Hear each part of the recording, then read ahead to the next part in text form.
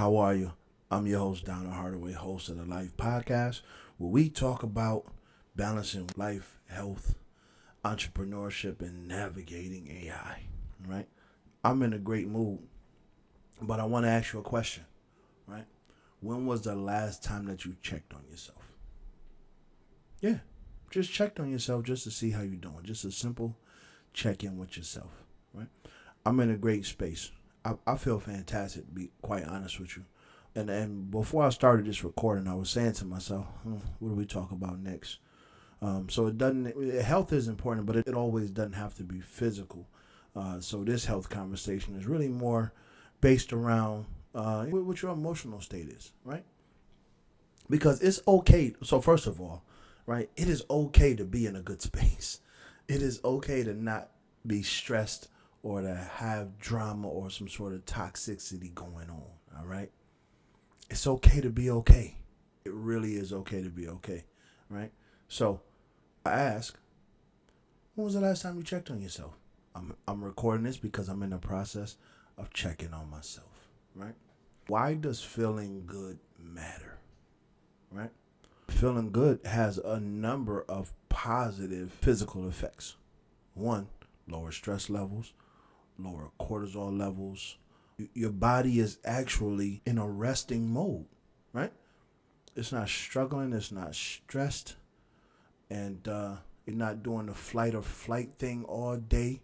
You just even kill. Your body is not under any kind of load outside of what it needs to get you navigating through the course of the day, right? You get better sleep, you recover better, and that is super important. Sleep is likely one of the most underrated issues or one of the most underrated things that the body and our mental and physical health, emotional health also benefits from is good quality sleep, right? And maybe I need to have a conversation about that just altogether, right? You eat better too, right? You feeling good? The food that you put in your body is absorbed better, right? And you are more likely to choose healthier food options, right? So instead of ordering food, you might feel inclined to cook. Why? Because you're in a good mood. That's why. That changes a lot of things. You know what I mean? So that's the physical part of it, the emotional part of it. But the mental part of it is you get a chance to think clearer, make clearer decisions because you're not bogged down with all the risk that is connected to whatever you are involved in, right? You don't have to deal with anxiety. Your brain isn't burning cycles, managing emotions. It's very difficult to create anything around noise. It's very difficult to do that, you see? So when you're in a good space, you can actually think more deeply, right? Because you have less distractions. And that's very important, right? You don't have so many external or internal distractions because you feel good. You're thinking more clearer. You're making more sound decisions. But even more important, I don't want to say more important, but just as important, is a great momentum boost, right? When you feel good, you feel like you can get a thing done. And the ability to get a thing done goes a long way, right? You look up, you done did 3 loads of laundry, you done wash your dishes, you done caught up on your show, whatever the case may be. You might have walked a couple extra thousand steps that day. You feel like you can do anything, right? You get the multitasking or not, right? Whatever it is, that project that you said you wanted to start, suddenly you feel encouraged to do it. Or whatever it is that you want to do, you clean up your basement, organize your garage. Shit, you don't even go to the gym. You should want to start your gym membership. Something. You'd be surprised. Like, when you're in a good mood, things just happen. And they feel better as you go through them. And I think that's also as important, right? Why check in with yourself though, right? You be so busy. We all fall victim to this. We all try to burn the candle on both ends, right? We call it hustling or trying to get ahead. But in reality, if you don't check on yourself, you do yourself a real serious disservice, right? You can get in front of small things. Like feel good, so you check on yourself, so you can get in front of small problems even faster, right? There's a so you might have tried to start a new habit. You wake up, you do a couple push-ups every morning. One day, couple days, you might be in a hurry and you don't do it, right? So you get back, when you check on yourself, you're like, oh, hold on, I didn't do this new morning routine, whether it's reading a book for the first few minutes, whatever the case may be, right? I know me personally, I don't do anything before I have a few minutes of just positive self-talk. I don't even open my eyes, right? Positive self-talk for the first few minutes that I am aware, right? I start every day like that. If I'm about to be late, then I'm going to be late. I can't skip it, right? So pick up in those small things, and if you do your research around repeating habits, repeating a thing, it becomes a habit and becomes part of your culture. And when you're in a good mood, you're checking on yourself, you can separate signals from noises. This is a very fundamental thing. It's so small and it's so slept on, but busy is not the same as productive. You can get a whole lot of movement, but nothing actually gets done, right?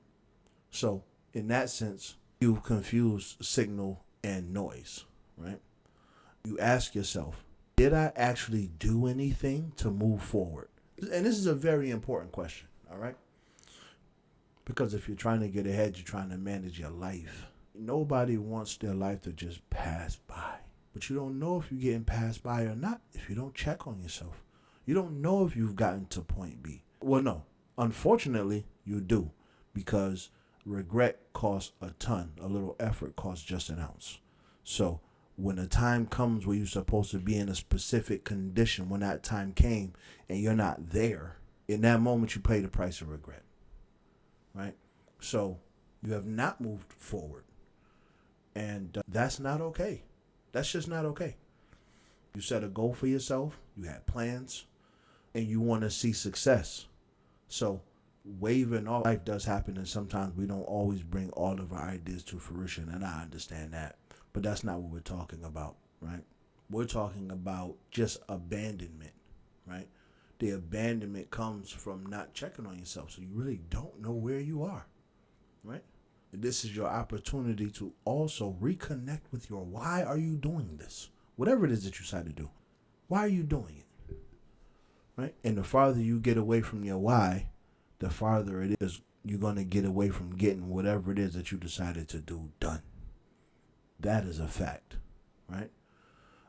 Change theory will say if it's more difficult for someone to do a thing and the reward doesn't really compensate how difficult it is, then odds are it likely won't get done. You see? You'd be surprised how far staying close to your why will get you. We see it in movies all the time, right? We see people, there's always this character in a movie that's not so brave when it comes to protecting themselves. But you put your hands on his sister, he gonna suddenly turn into a warrior. You know what I mean? Because the why is there. I gotta protect my family.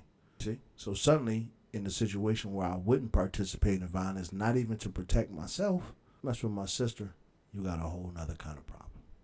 You see? The motivation, the why is very important. You want to lose 15 pounds, but why? Because your 30th high school reunion is coming up and y'all going on a cruise and you want to look great in all of your cruise clothing. So you need to lose 15, 20 pounds. That's your why. You see? If you don't check on yourself, you lose sight of the why, and before you know it, it's trip time. Right? And you have not lost your 15, 20 pounds. You've just changed your outfits. That's not the same thing. That is not moving forward. But it's what we do. Right? So the point being, if you don't check on yourself, you get farther and farther away from why you're doing the thing. And it's incremental, right? When you swim at the beach, you start at the beach. You start right where the water is low. But if you just sit there and float, you look up, the beach is farther and farther away. It happens with us mental. It's called drift. It happens with us mentally. It happens with us emotionally. It happens with us physically. It happens with us spiritually. Drift is real. So if you don't check what your position is, you can find yourself being a victim of drift. And all of this really leads to being able to gain clarity, right? You feel good, you do good, you make stronger decisions, you make much better choices, and you also have to be honest with yourself. So if you've lied to yourself, you got to have that conversation with yourself also, right? So this is your self-accusing spirit. That sense of accountability, right? You got to deal with that when you check on yourself. So if you want to live a delusional life, then that's your choice. There's nothing anybody can do about that. But if you want to hold yourself accountable, you do that when it's time to, when you check on yourself, right? Participating in life, clarity turns into action. You know what you're thinking, you know how you're feeling, so you know what you want to do. Those three things are intimately connected, right? And you find a way to be more efficient at it when you're not responding from a reactive space. So in this case, because you feel good, you're being proactive. So you're doing it in a more efficient way, right? And probably getting a stronger result, right? You're looking at where you actually are, not where you wish to be. That's part of the check-in. You see? Somehow, believe it or not, from the repetitive of the action comes analysis. You see? And from that analysis of your actions or your thoughts or your behaviors or maintaining your being in a good space, you see where you are, and then you want to find ways to protect that, right? You see where there are areas that can potentially interrupt you being in a good space, and you begin to follow that path. The maintenance of being in this good space becomes desperately important to you because you've seen the benefits that come with it, and that's worth having, right? And it doesn't cost you anything financially, but you do have to make stronger decisions, right? And with those decisions, you reap all the benefit in terms of the reward from it all. So, and then there's this sense of ownership. You're not just a passenger. You are driving a boat, and that feels good. That also feels good. You see? So, I didn't come on here to lecture or whatever the case. I'm just saying that I'm in a good space, and those are some of the benefits that I recognize from being in a good space. And I just wanted to share it and talk about it. That's it, right? So hopefully you can find yourself in a good space and do whatever it is that you need to do to preserve that, and then make sure that you are doing whatever you can in order to have that for yourself. This is a free gift that's given by the universe. You don't have to work for this. All you got to do is check on yourself. Just check on yourself sometimes. That's all. Right? So if you have not checked on yourself in some time, after you share and subscribe to this channel, go check on yourself. All right?